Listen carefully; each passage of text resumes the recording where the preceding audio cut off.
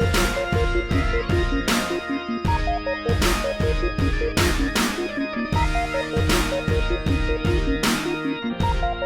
want to go over all the documentation that you're going to need to go and get your permit. Okay, all of this is located in that packet that you're gonna get, right? I'm just gonna kind of go over this with you here.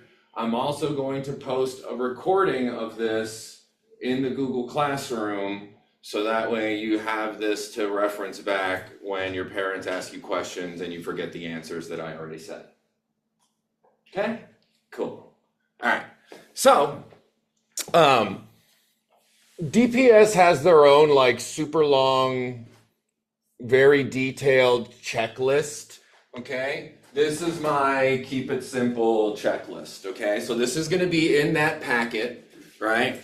And the first thing that you're gonna see on there is the DE 964, right? So that is a green half sheet certificate. That's what we make out to you, and that says that you have passed the written portion of the DPS exam, and so you theoretically know how to be out on the roadway, right?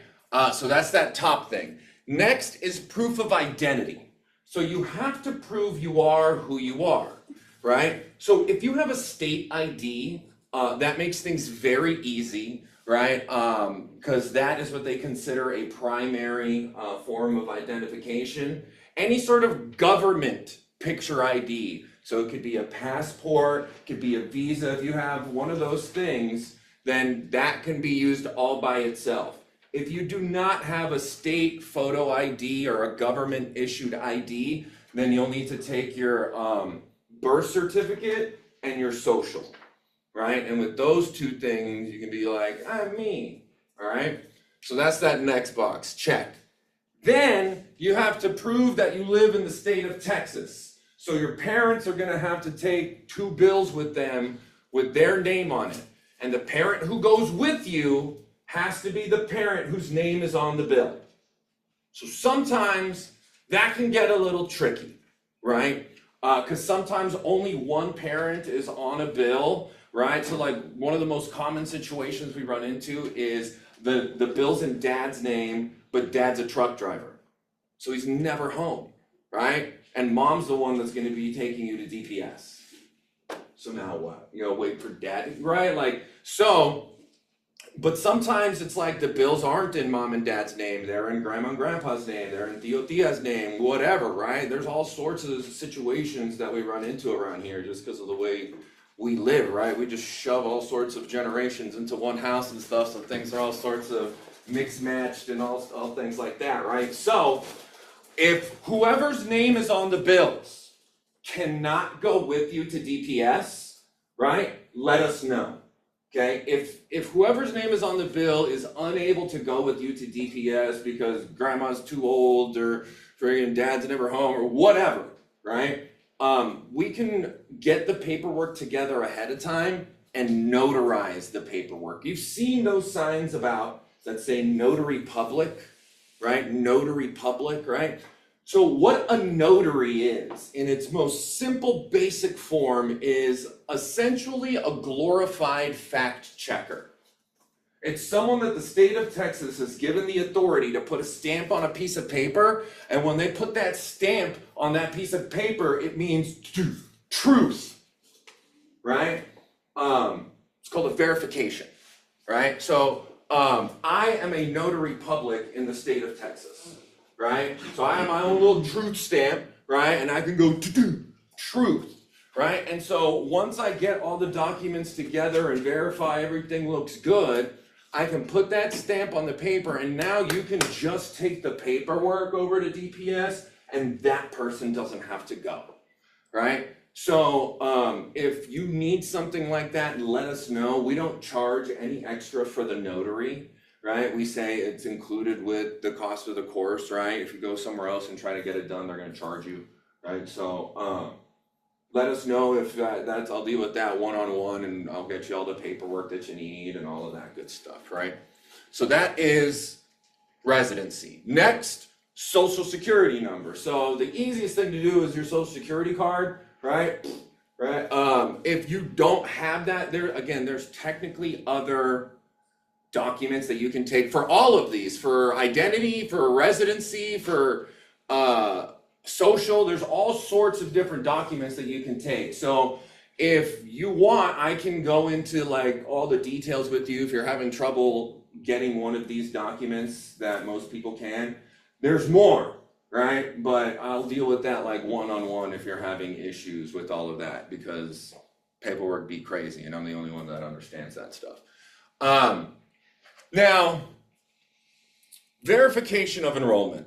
This is where we can have some fun, right? Because sometimes people aren't able to get a VOE, verification of enrollment. So one of the things that, one of the requirements for you to be able to have a license when you are under the age of 18 is you have to be in good standing with your school, which means you need to be passing all of your classes and you can't have too many absences. And that's where everybody goes, oh, right?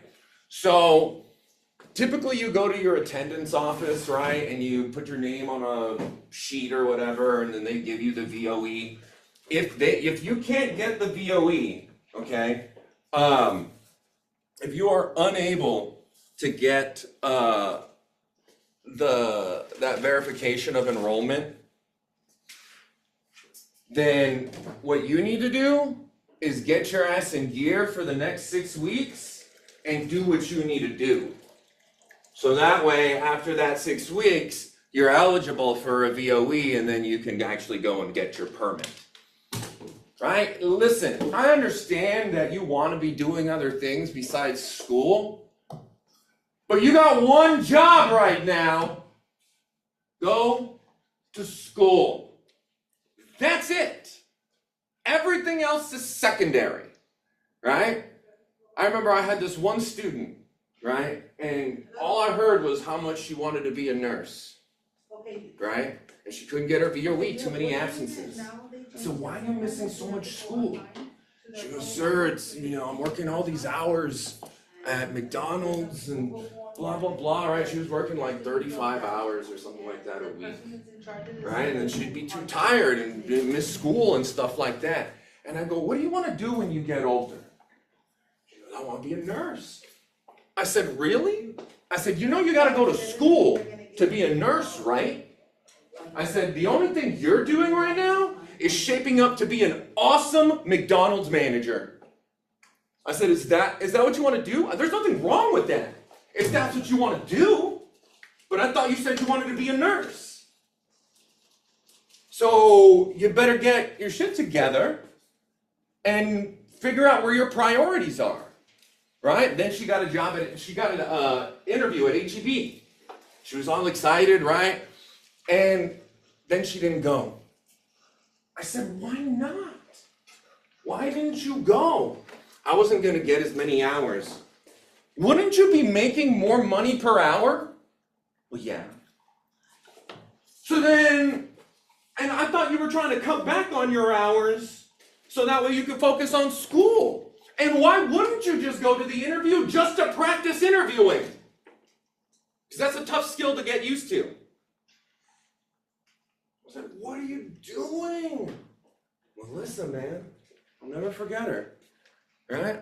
And then, like 3 years later, her little sister came to school, came to driving school, right? And I saw her get dropped off, right? I said, who's that? Because it was like a brand new Sonata, right? And I was like, who? She goes, oh, that's my sister.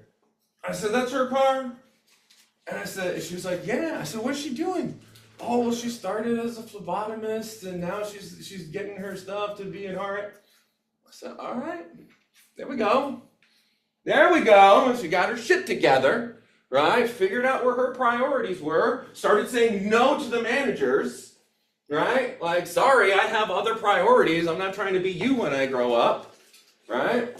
And she did what she had to do. Got her VOE, and now, yeah, she's in the medical field doing what she needs to do. Felt nice that she actually freaking got her stuff together, man. I worry about you guys. I do. I don't even know you. I worry about you, okay? So, that VOE, man, you have to get it. You have to get it. The only, maybe if you're lucky situation is in the middle of the summer, in July, when school is out, right? They let you use the last report card from school. But you have to wait till July. And maybe it'll work. Maybe. You know what I mean? So, gotta focus up for at least 6 weeks. And then you gotta do it again for another 6 weeks when you want to get your license. But I'm just saying, like, gotta get it done, right? Now, the next thing is the DL14B, right? That's normally the application when you walk into DPS. They have them on the clipboards there, and you got to fill it out all uncomfortable and shit. We give you one ahead of time, right? So that you can fill it out at home in peace.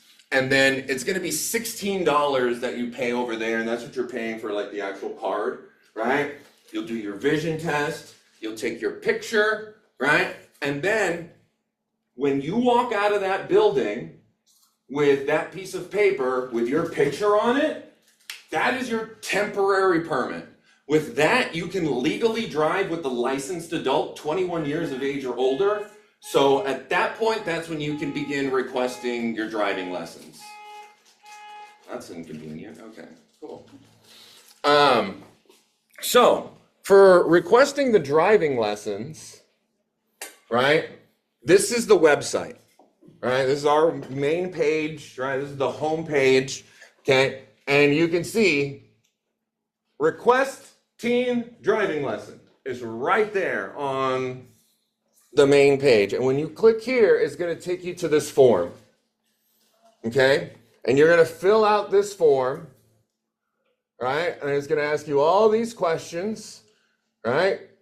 Because you have no idea what a gigantic pain it is to maintain this schedule, right? It is crazy, okay? So this is all the information that we need, okay? You're going to tell us your availability. We drive 7 days a week, okay? So we have availability, right? And then if we normally, like, if your schedule's like crazy complicated, it's best to like actually talk to the scheduler, right? But if you know, hey, I'm always available on these times, so whatever, just get me in as soon as you can. I don't care as long as it's those times. Then at the very bottom right here, you can say, hey, you don't have to call me. I'm good with that availability. I will go, right? Cool. And then you're good. Right? And that's the fastest way to be able to do it, right? But you need to be checking and making sure that you're not missing your lessons. Okay? So you'll get a email reminder, right? We usually typically even send you a text, right? Like our office staff goes in and be like, hey, reminder, you have a friggin' drive tomorrow, right? But worst case scenario, right? If you are logged into your account on the website, right, you can see student login. Okay, so when you log in, gosh, I hope this is saved. Yeah. When you go into that menu here, right, where your name is, you can go to My Bookings. And when you have a drive booked, it will show up there. And you can verify whether or not. And if you need to cancel, you can even cancel online too, as long as you do it at least 2 days ahead, right? So if you know that you're not going to make it, oh shit, boom. But for every single drive that you need to do, you have to submit one of these tickets. So you will be submitting at least 7 of these, right? Assuming that you don't cancel and need to reschedule. All right, you're going to have to submit at least 7.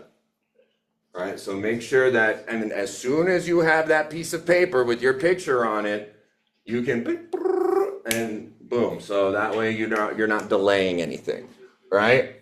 So your parents are also gonna have to start this 30-hour log with you, okay? 20 hours during the day, 10 hours at night. So in the packet, you have the 30-hour log. It's gonna look like this. Okay, if you lose it, if you go to the resources tab on our website, I have it down here, right? 30-hour home driving. And so this log here, I hate it. I don't like this log, right? At the very beginning, it's telling you to do 1 hour at a time, 1 hour at a time. Yo, when you come here for driving lessons, yeah, we do it for an hour, but it's a very different situation when you come here. A, we're trained and certified. B, we have our own brake. C, we have our own rear view, right? We are in total and complete control of the car, right? Unlike at home, where they're just praying to Christ that you're not going to do something stupid, right? So, we can do the hour way easier than your parents can. So, when you first start driving, if you don't have a lot of experience driving with your parents, right? Start small. 5-10 minutes tops, right? Because everyone's going to be real tense at the beginning, right? And so you got to earn the trust, right? This is about trust. That's where this is, right? And you don't just get it because you're the kid, right? No. If anything, you have none because you're the kid, right? What have you done to prove that you deserve any trust? You don't just get it, right? You have to earn it, right? Like, nobody trusted me forever, right? It took me being like sober for like almost 7 years before people started going like, all right, cool, yeah, maybe we'll try it your way. Without me having to like plead my case and have a PowerPoint presentation on the reasons why, and like, it was crazy. But you know what? Fair enough. When every single word out of my mouth for like 15 years was a lie. At least every other. So yeah, shocker. It took them forever before they believed me. Yeah, that's fair. Did it suck? Yeah. Did I hate it? Of course.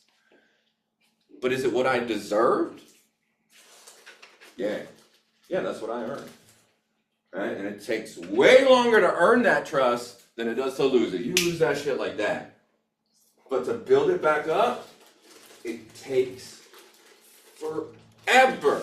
Okay? So you gotta start small, man. You don't wanna like go crazy. Even if it's like, especially if you don't have a lot of experience, it could be as little as today, 4 right turns. 1, 2, 3, 4. Just like around the block once. Done. Tomorrow we'll do less. Boom. Tomorrow. Even if it's that small to start with. Cool. Right? As long as you're doing it every day. Right? Everybody wants to like find an hour on the weekend. That's never gonna happen. But 10 minutes right after dinner? Okay. Right as soon as you get home, hey, let's just take a quick lap. Okay, cool. You can do that, right, way easier than on Sunday when everyone's just like chilling out and then you're gonna what? Get up and go for a drive? Really? Liar. Okay, I already know you, right? It's not gonna happen. So you gotta start small. Right? And if their parents want to wait until the first lesson with us, cool. That's fine. That's fine. You don't have to know anything before you get here. You don't have to know anything. You could have never touched a steering wheel. It's fine. That's my preference. Yeah. The less you know, the better. Yeah. The less you know, the better. Right? Because then when I teach you the first time, it's the right way. And you pick it up like that. right? It's the people it's you guys that have been out there driving for a while that, oh my God, it's a friggin' nightmare. I have to break all those bad habits and then build up a whole new good ones. Oh, that's so much harder. That's so much harder, right? And you think it's hard with you guys. You should see the 30-year-olds that come in here trying to get their license and stuff that never got trained. And they've been driving for 15 years like that. Oh man, the adults are rough. That's why most driving schools don't give adults private driving lessons. We're like one of the few, like they'll do the class and then they go to Hernandez to do the lessons. Oh, they're driving. We won't do it. That's how bad it is. Yeah, it sucks. I broke the brake once in a car because it was like my very first adult lesson I ever gave, and I hit that thing so hard, I broke it. Yeah, I had to drive back. Couldn't even finish the lesson. Yeah, it was bad. So, not so critical to like adhere to these 1 hour, 30-minute, right? As long as you put in like a total of 30 hours overall and rack up an hour during the day and rack up an hour at night, cool, right? Even if it's 5 minutes at a time until you get to that hour, awesome, right? Don't feel like you have to get that all in one chunk, right? Each line. Now, there are like little descriptions, like little summaries. You can see like what you're supposed to be learning in these sections. And they do give you like a summary of what should be taught, because it's not like your parents know what they should be teaching you, you know what I mean? But there is a full-ass parent guide. It's like 30-some pages that tells your parents what they should be teaching you, right? So if they don't believe you, right, you can always be like, well, this is what the state's telling you to teach me, so how about that, right? If your parents are like purposely telling you to do something wrong, let us know, right? We'll correct it, okay? Like I remember this one student, every time she did a turn, she would do it with one hand, right? And I go, hey man, like you're a pretty good driver. I said, but you always turn with one hand. I said, you're gonna fail the exam if you do that. She goes, sir, you don't understand. My parents literally smack my hand if I try and use two. They only let me use one hand, right? And I was like, she's like, I don't know what to do. I said, don't worry. No, don't tell them I told you. Like, don't worry, I got you, right? Don't worry, right? And so the mom comes to pick her up, right? And we usually try and like talk to the parents after each lesson just to give them like a little progress report on where you're at and what we're working on and stuff. And I went up to the mom and I was just like, hey, you know, she does everything pretty good. I said, she just has one really bad habit. And I said, she turns with one hand. I said, so we got to get rid of that habit. It's going to make her fail the exam. She's got to be using two hands. And she goes, oh yes, of course. Two hands all the time. Right? And the girl hadn't gotten into the car yet. She was like, I was like, just shut up. I got it. It's fine. It's fine. I believe you before the parents. You know what I mean? And so I was just like, so as long as we do that, you know, everything, okay, yeah. Because you can tell them until you're blue in the face, because it's you saying it, they're never going to listen. Right? I'm literally going to tell them the exact same thing. And because those words are coming out of my mouth, they go, oh yes, of course, for sure. So just let us know, right? And we can usually fix it pretty quick. But the same, it's not like I'm saying anything different that your parents haven't told you, but because I'm not your parent, you go, oh yeah, of course. Mm-hmm, yeah, that makes sense. Yeah. All right. It's the same shit. So, but if they do want some guidance on what they should be telling you, this is where they go, right? This guide. Okay. I think that is pretty much it for the documents and the processes and all of that stuff. So the sooner that you get to DPS, speaking of, how about I show you how to schedule your appointment with DPS? Yeah, there we go. So, back to the resources page, right? To schedule your appointment with DPS, I have this link right here. Boom, schedule your appointment. It takes you right to where you start making your appointment, right? So you're gonna click on English. Now, sometimes things can get a little goofy with their system if you already have a state ID, right?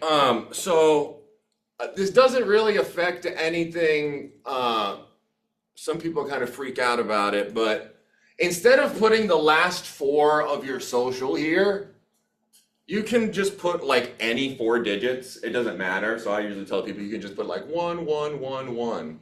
All that really is just like your password for your account, right? That's really all that is. It's not gonna like mess anything up in their system or anything, right? So when you click on log on, you'll do new appointment. And if you put in the last 4 of your actual social, and that applied for first time Texas DL permit is grayed out and you can't click on it, log out and then log back in with the 11111 and then it'll work. That's why I just tell everybody to do it that way.